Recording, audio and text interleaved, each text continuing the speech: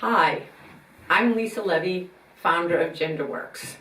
We work with organizations to engage men as diversity allies and to build and strengthen gender partnerships to drive progress in diversity, equity, and inclusion.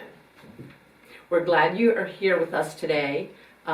We are starting a series on root causes that hinder our ability to make progress in diversity, equity, and inclusion.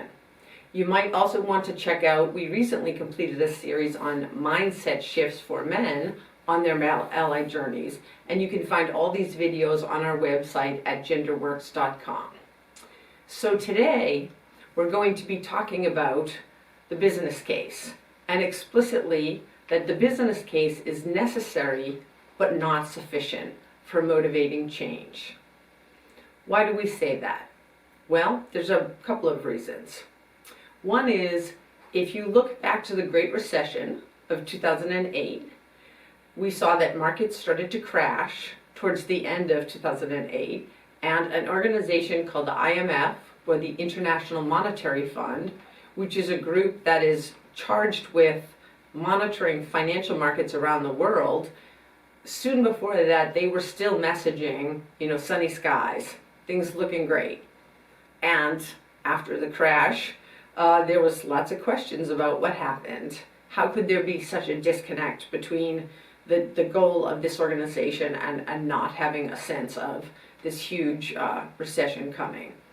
And one of the primary reasons they found was groupthink. This idea of a lack of diversity of ideas and perspectives in the room. And the thought is, if bringing the financial markets around the world to their knees is not sufficient firepower to support greater diversity, equity, and inclusion, and motivation to do so, then it's unclear what is. So what is it that would help to contribute to that motivation? Well, it's a good parallel to think about losing weight, something, or being healthy, something many of us feel familiar with.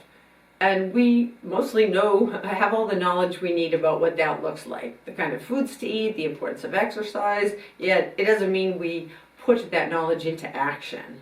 Similarly, the business case tells us how important diversity is, and it's the information, it's been about 2 decades that there's been a body of research building, but at the same time, it's hard to have that motivate people to change what they do on a day-to-day basis.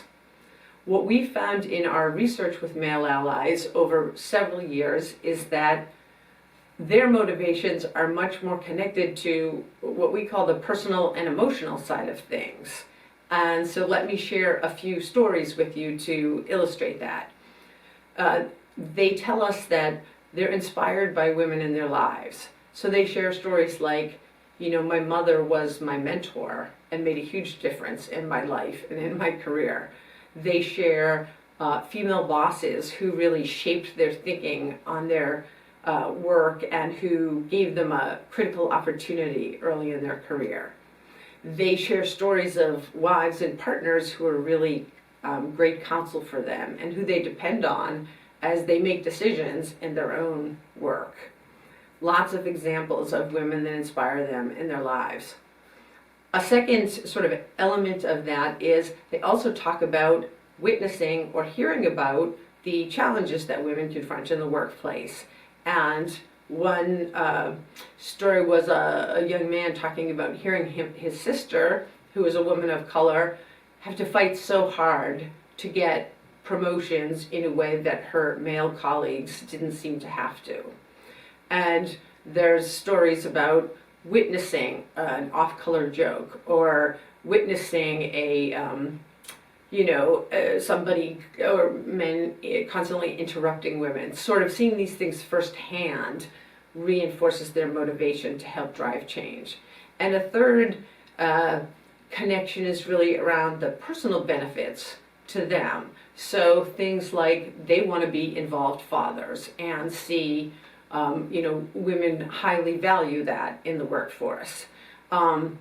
things like they want their sons and their daughters to have the same opportunities, and they want their sons to be able to be involved fathers as well, those kind of things. So the big takeaway is the business case is important. It's a critical part of the equation and foundation, but it's not the whole story. And there's really this whole other piece that gets to these personal and emotional issues that is really underleveraged and not something that we focus on. And helping men to connect diversity, equity, inclusion to the things that are important in their lives, what their values are, the people they care about, the kind of world they want to create and live in, that's a very powerful avenue for us to help accelerate change. Thanks for listening, and we hope you'll join us for a future in our series on root causes that hinder progress in diversity, equity, and inclusion. Thanks.